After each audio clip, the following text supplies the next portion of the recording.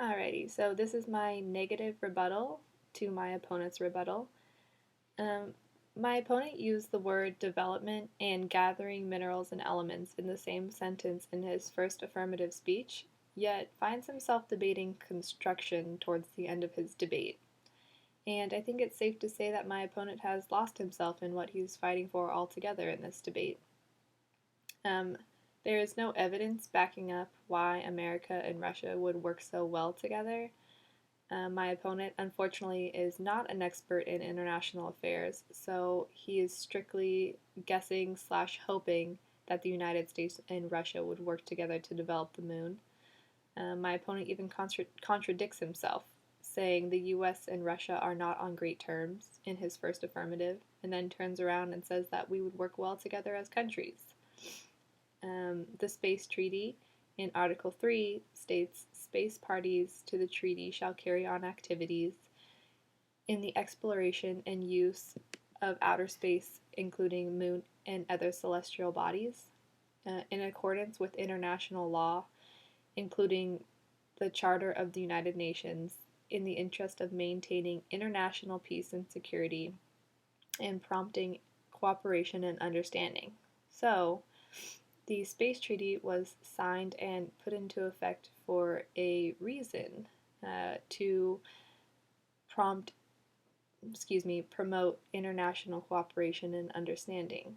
Um, it was not put into effect to say, well, if the United States and Russia thinks that they will work well together, then they should go ahead and give it a try and see what happens.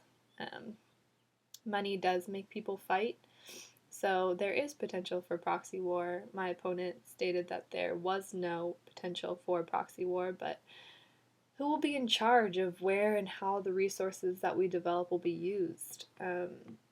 If you can think of any job you've ever had, there's always someone in power.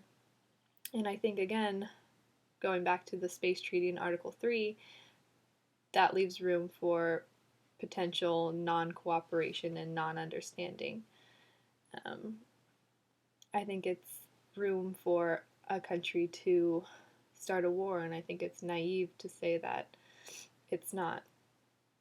Um, as for how much waste goes into construction, um, in the article I found on green building elements called Home Construction's Dirty Secret, there are 8,000 pounds of waste per 2,000 square foot home.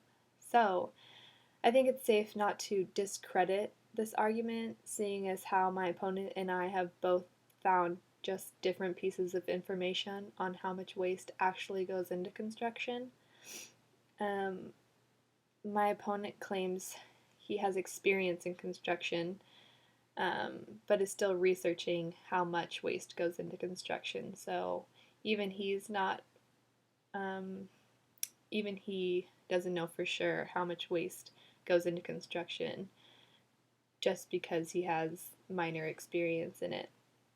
And I think if my opponent were to use his own personal experience, in a college level paper about how much waste goes into construction, the instructor would laugh in his face. Um, Not to mention, it costs $10,000 to put 1 pound into space. So, the money my opponent fails to talk about would be outrageous.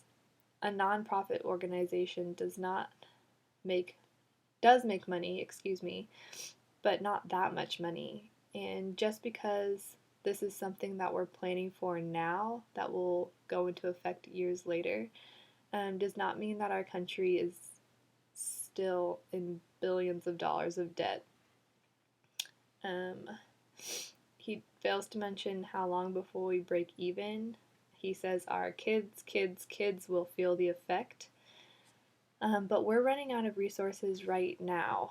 My opponent even states this in his first affirmative. He says the earth is running on borrowed time.